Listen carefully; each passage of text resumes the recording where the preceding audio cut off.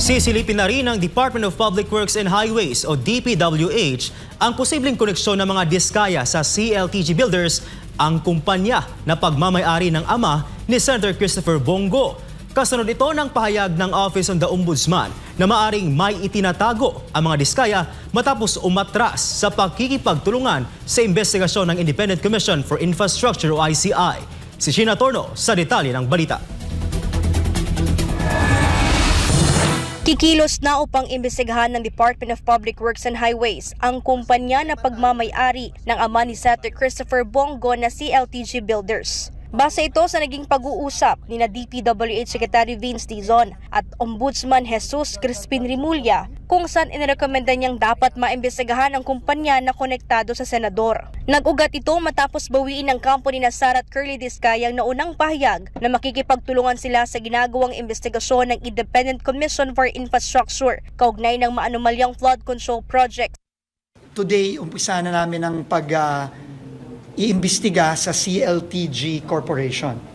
At yung links nito sa Diskaya Company simula 2016. Dahil ang mga Diskaya mismo ang umamin sa Senate Blue Ribbon na lumaki ang kanilang negosyo simula noong 2016. Titignan natin lahat ng mga proyekto na involve ang Diskaya na may involvement dun sa CLTG Corporation na sinasabing konektado kay Senator Bongo. Binigyang diin ni Dizon na walang sasanting opisyal ng pamahalaan sa isasagawang investigasyon kahit pa ito'y naging kaibigan o katrabaho noong nakaraang administrasyon. That's all immaterial.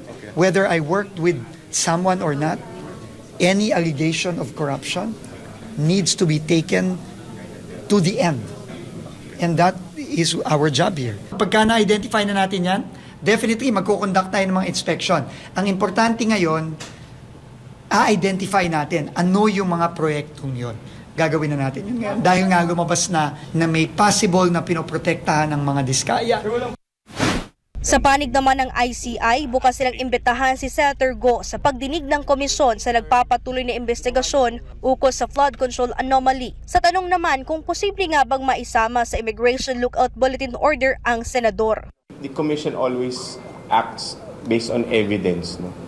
So if there's sufficient evidence or information to request for an ILBO, regardless who that person might be, official might be, then we will request for an ILBO.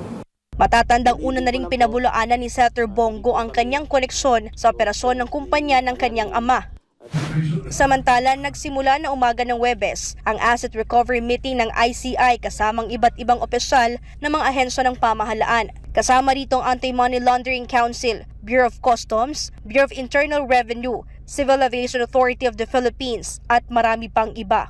Layunin ng pagpupulong na pagplanuhan ang mga hakbang upang mabawi ang mga ninakaw na pondo ng taong bayan. Binigyang din ni ICI Chairperson at dating Supreme Court Justice Andres Reyes Jr. Hindi lang dapat makulong ang mga nasa likod ng matinding katiwalian sa gobyerno. Justice is not enough. We need restitution. This us using public funds. They belong to the Filipino people.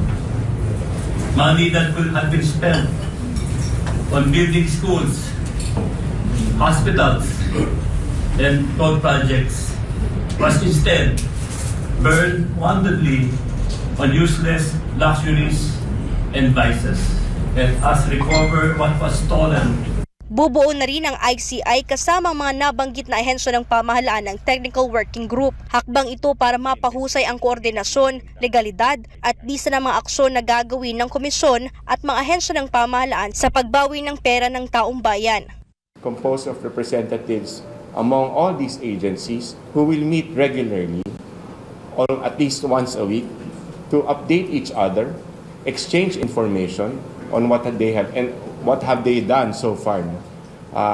In a way, we will be monitoring each other, exchanging ideas, and sharing information which may fast-track the restitution of assets. No? Dagdag pa ng ICI, Aabot na sa 5 bilyong pisong halaga ng assets ang nasa ilalim ng freeze order ng AMLAC mula sa halos 3,000 accounts. Bukod pa riyan, ang 5 bilyong pisong halaga ng air assets naman ni dating Congressman Zalco na kasulukuyang naka-freeze. Habang nasa 13 luxury cars naman ni Sara at Curly Discayang nasa kustodiyan ng BOC na nakatakdang isubasta dahil sa natuklasang irregularidad sa mga dokumento nito. Para sa Diyos at sa Pilipinas kung mahal, ito si Sheena Torno, SMNI News.